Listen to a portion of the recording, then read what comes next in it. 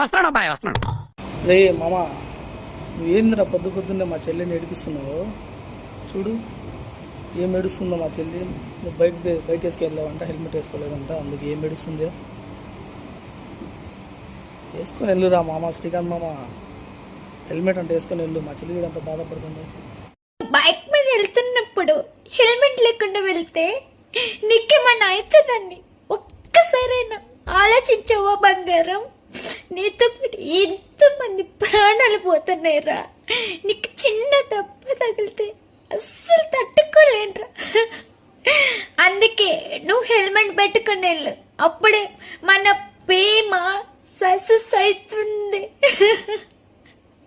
Please బంగారం.